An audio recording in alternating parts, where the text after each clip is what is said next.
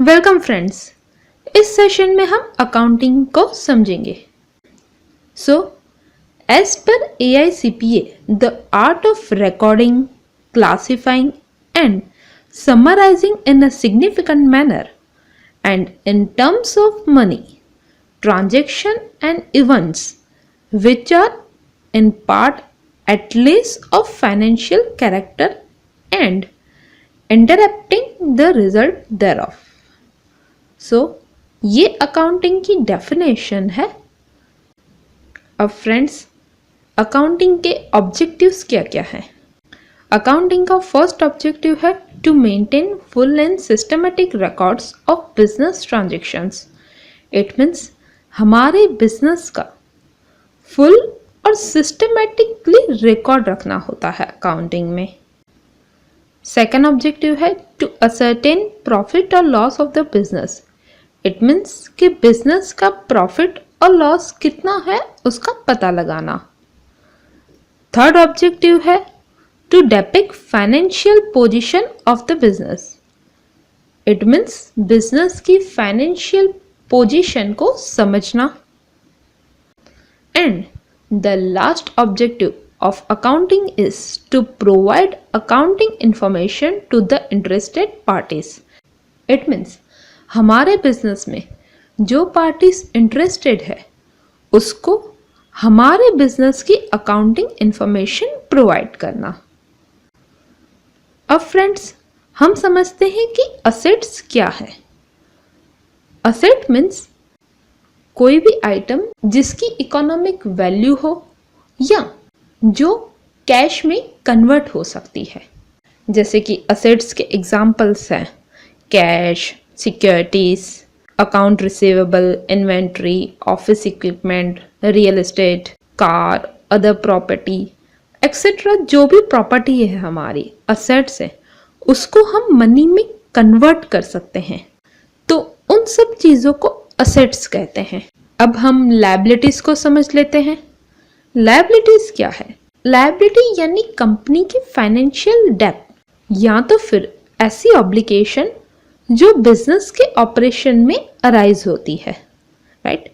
Liabilities time के साथ settle हो जाती है। लायबिलिटीज हम मनी, गुड्स या सर्विसेज देके भी सेटल कर सकते हैं। लायबिलिटीज हमारे बैलेंस शीट के राइट साइड पर रिकॉर्ड की जाती है। लायबिलिटीज में इंक्लूड होता है account payable, deferred revenues and accrued expenses etcetera. अब हम इनकम को समझ लेते हैं। Income is money that individual और business receives in exchange for providing a good or service or through investing capital. It means हमारी कंपनी में हम जो गुड्स या सर्विसेज प्रोवाइड करते हैं उसके एक्सचेंज में हमें मनी मिलती है जिसे इनकम कहते हैं। या तो फिर हमने किसी चीज़ में इन्वेस्ट किया तो इन्वेस्ट के सामने भी हमें जो अमाउंट मिलती है या जो कैश या मनी जो हमें मिलती है उसे हम कहते हैं इनकम। इनकम हमारे डे टू डे एक्सपेंडिचर में फुल्ली कंज्यूम हो जाती है। मोस्ट प्रोबेबली 65 इयर्स की एज या उससे कम एज वालों की इनकम उनकी सैलरी या तो फिर उनको जो वेजेस मिलते हैं जॉब से उसी से होती है। इन्वेस्टमेंट, पेंशन, सोशल सिक्योरिटी ये सब प्राइमरी रिसोर्सेस है रिटायरमेंट की पार्ट। बिजनेस में इनकम उसे कहते हैं जिसमें कंपनी के सारे एक्सपेंसेस और टैक्सेस पे हो जाने के बाद जो अमाउंट बचती है उसे इनकम कहते हैं। इस केस में इसको अर्निंग भी कह सकते हैं। अब एक्सपेंसेस को हम समझ लेते हैं। एक्सपेंसेस क्या है? Expenses means money spent or cost incurred in an organization's effort to generate revenue representing the cost of doing business.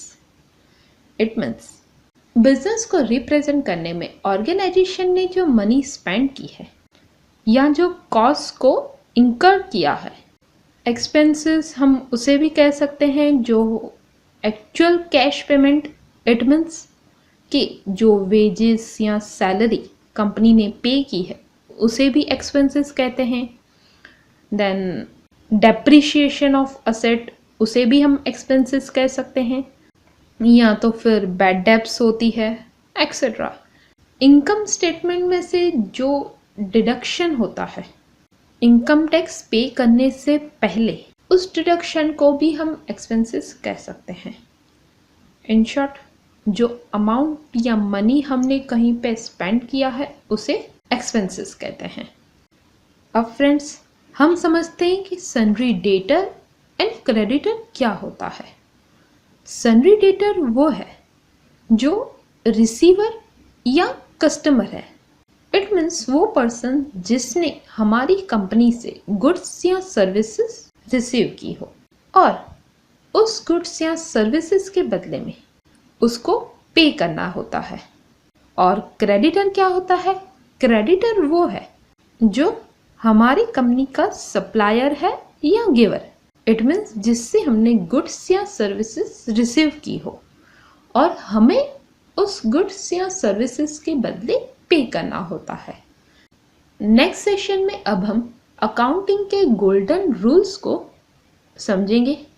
So this conclude our session on understanding accounting. Thank you very much.